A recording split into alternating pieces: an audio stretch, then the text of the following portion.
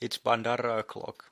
Welcome to this new podcast. My name is Markus, and my star of this podcast is Anna, my wife, and together we are training for the Titan Desert event of 2016.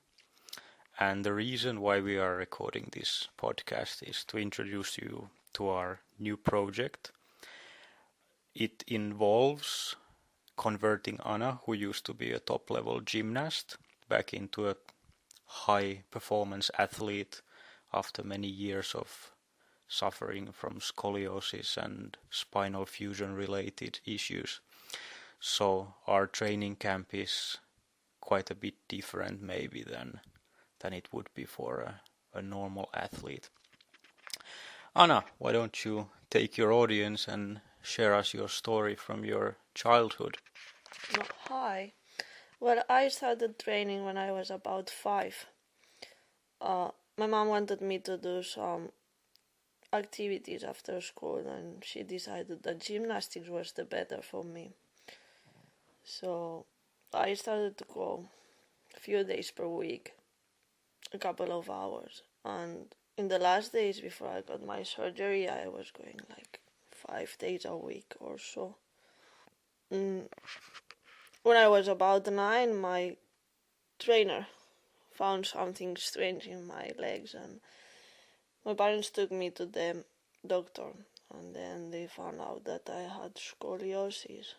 I combined the exercises to get my spine straight together with my trainings, and it did not work, so I had to use a brace that it did not work either, and so they decided that I need surgery.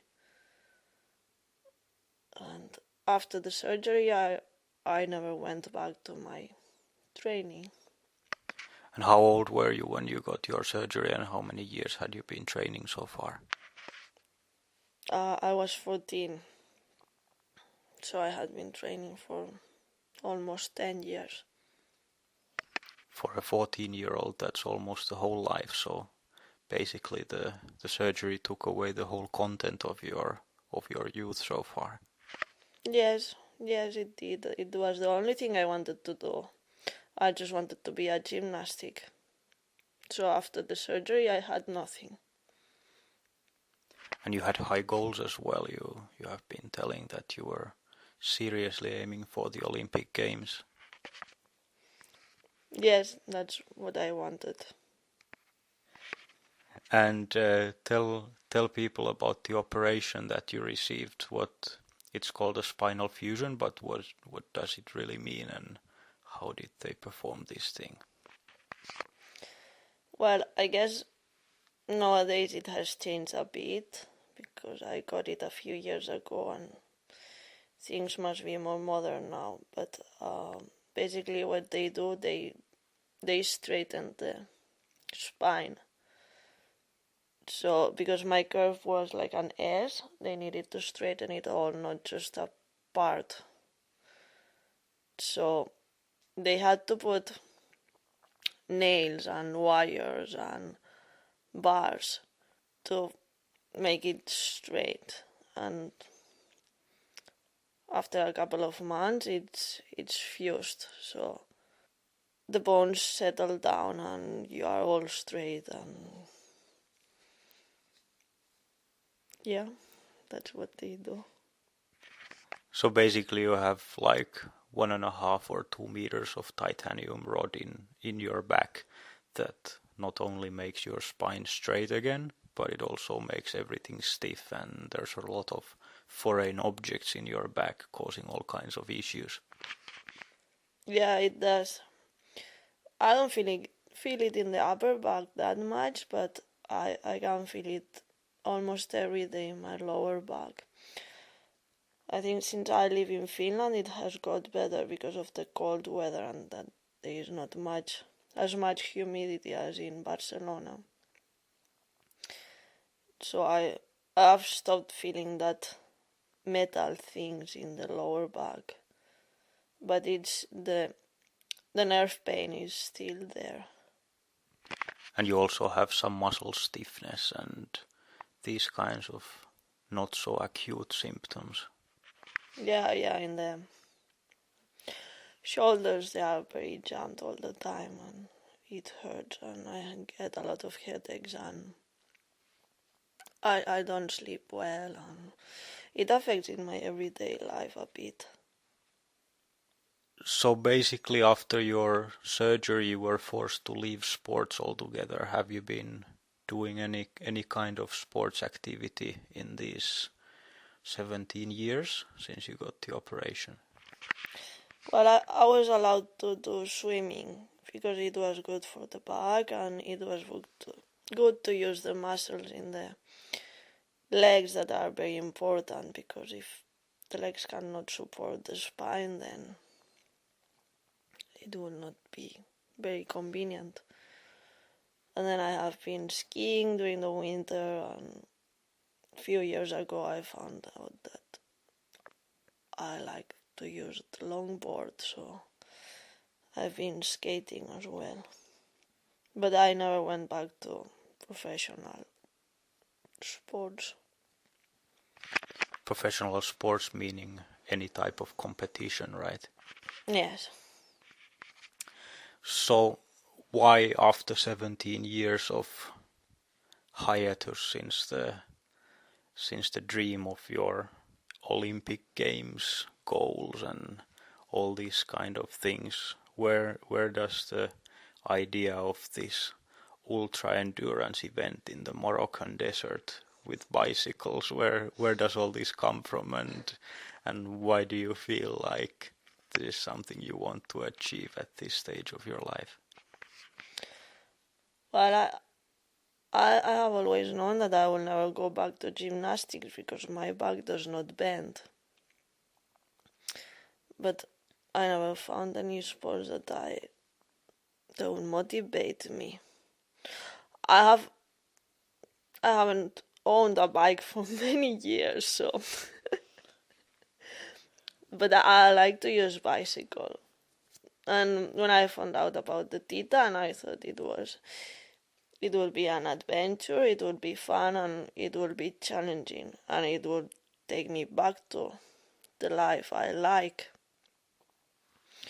So that's sort of the most important, to get back to where I want. Well, yes. How much of this is the goal to feel like a high performance human being again, or how much do you feel this project aims to improve your own life quality via helping your body deal with the symptoms better? Well, we started training like 3 weeks ago, and I was afraid that I was going to have a lot of pain, but so far I have not had any pain. So I think it has already started to help because my back feels so normal that if someone will tell me this, I will not believe it, but I have no pain. I had only had pain one day because I did more than I was supposed to do. We'll speak later about the training program that we have, and the important thing, of course, is that all the training has been tailor-made by a professional trainer so that it suits your back and your condition so far.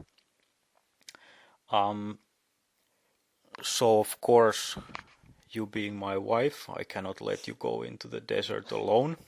So now I am forced to share this dream with you and train many hours per week to get me as well into a shape of being an ultra endurance mountain biker, which I've never dreamed of before. But I find a lot of motivation from firstly seeing your passion about this and how hard you push in the training. This is like a whole new side of you that I've never seen before, even though we have been together for many years already. And also because I have a lot of background as a racing driver, and people in general don't count motorsports or racing as a real sport. So in the back of my head, I feel this like a chance to validate that a racing driver can also be a high performance athlete in something that no one can say that 600 kilometers in the desert in a mountain bike is not a high performance thing to do, high performance activity. So even though I have never dreamed of becoming a ultra endurance athlete, I welcome this sudden and weird change of life direction, and I'm going full blast ahead as well to finish this race. So how we have been approaching this, for the first 3 days that you were speaking to me about going to the Titan Desert, I was like, okay, this is a temporary thing, that it will fade away, that she cannot really be serious about it. But on day 4 that you were still going on and on about it, and even more than in the previous days, I decided that, okay, if she wants to do it, we have to do this proper. And I contacted Tero from Petrolhead Personal Training. His website is petrolhead.fi, and he has created a specific training plan for us for this event. And next we will speak a little bit more about the contents of the training plan and how it's been going so far. So before the commercial break, I promised our audience that we will go through our training program so far, and we have just completed week 3 of our training. That we have like a base endurance training of 10 weeks scheduled, and after 10 weeks we will see where we are at performance wise, and then our trainer Tero will make a new program for us. So we started 3 weeks ago with a lot of stretching, especially to get your upper body and your chest and your upper back muscles and all of these areas that are so tense for you, to prepare them for the up and coming exercise events. And we also did a couple of bicycle training sessions. And would you like to tell about the bicycle training that we did in the Costa Brava in Catalonia when we were there for that week? Well, we rented a couple of bikes and we did part of La Ruta al Carrilet. And it was very nice because, well, in Finland we have a lot of forest and it's very flat and all these things, but we don't have mountains. So when we go to Spain to visit my family, it's very nice because there is a lot of mountains, and it's nice to ride a bike in a different place where we are used to. So it was very nice that we were at times by the sea and at times by the mountains, and there was almost no people there. So. And the weather was perfect. We had like 24 degrees and the sun was shining, and we were in shorts and t-shirts doing these bike rides, and it was really like a soft landing into the training camp because it was almost too nice to be an exercise, don't you think? Yes, yeah, it was very nice. I did not feel it at all like an exercise. So after this first week of training, we landed back in our home in Finland, and the second week was already a lot more work. We have been doing, let me count quickly, 1, 2, 3, 4, 5, 6. We've done around 6 hours of hard workouts in the days of the second week. So we started with an aerobic endurance, that is basically a 45-minute bike ride. Then we have these grueling muscle exercises for the lower body, and another day for the upper body, and they are like strength endurance type exercises. So we are doing so many repetitions that it almost makes us vomit. And then we have a couple of recovery days, which basically means that we will take our dog Trueno out for a extended walk of 1 hour, a little bit higher intensity than normal walk, but basically the aim is just to keep the blood circulating and recover the nervous system from the exercise. And so that was our week number 2. How did you feel the second week, and what did you think of the exercises? They were mostly new exercises for us at this point, so it was the first time for the muscle training of the upper body and also for the lower body. What did you think of these exercises? Well, the first week was horrible because I had to use my legs. They were hurting a lot the next 5 days, so. And I also had to use weights that I have always thought that I would never be able to use weights, but I did it, and it was actually not as difficult as I thought. Well, I only lifted 3 kilos in each hand, but still. I think I'm improving.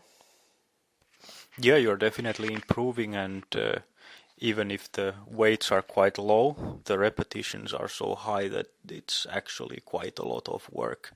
And to be honest, I was surprised how you pushed until the end in each exercise, even though it definitely was not comfortable for you. It was way outside of the comfort zone to make 20 squats with added weights, with the medicine ball between the back and the wall, and all these.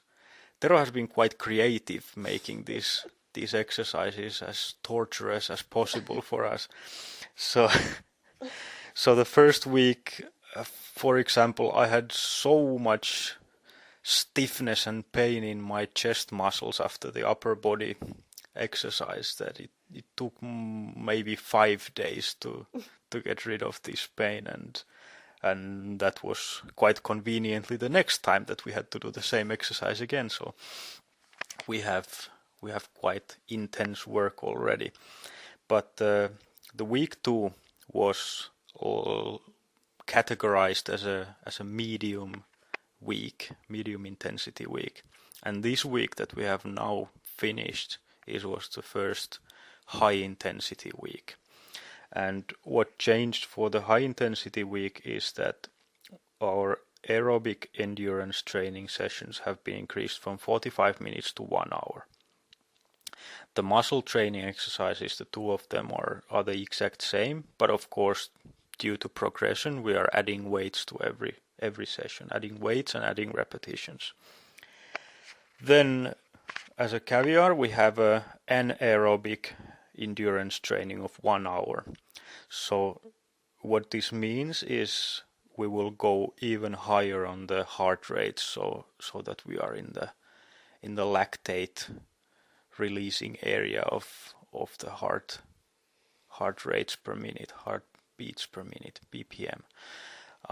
For me, this means like 160 to 170 beats per minute, and for Anna, because her heart has a special ability to work in really low low beats per minute, her heart rates are a bit lower. But then we had another extra aerobic endurance training over the previous week, and only 2 recovery days in the whole session of the 7-day week period. So I think we have got like 8 hours of exercise this week, which is way beyond anything that I've ever done in 1 week. But due to the rhythm of the exercise days and also our nutrition plan that Tero has made, I'm feeling pretty damn good considering how much abuse I've put in my body. How about you, Anna? How did you feel the third week? No, it was not as bad as I expected. The only hiccup we had was with step-ups to bench exercise that you managed to slightly aggravate your back for 1 day. but this has since been removed from the program, or at least we will find you a lower step to step on instead of the bench we have been using. So of course you have to be monitoring your body all the time and feeling if some exercise isn't working for you, but to your credit and discredit, you were grinding through this exercise even if you had pain in your back. If it has to be done, it has to be done until the end, no? Well, we might disagree. Maybe my role as being the husband also has something to do with the protective nature of my approach to this self-abuse. But now we are entering the 4th week, which will be a recovery week. We only have a couple of exercises and a lot of stretching and foam rolling and massage. And this 10-week schedule that we have so far, it will end on week 48, which is the end of November, and by that time our performance should be a lot higher. We have been speaking that we could do like an update podcast every week, a shorter episode where we go through the week's training and our progress in general and see where things are going. But let's talk a little bit about the GoFundMe project that we have along with this thing, because the idea is not only to help Anna reach her performance, but also to document the whole thing as well as possible, so that other people who might have spinal fusion or scoliosis related issues or other back problems to go with that could benefit from what we learn and what we experiment.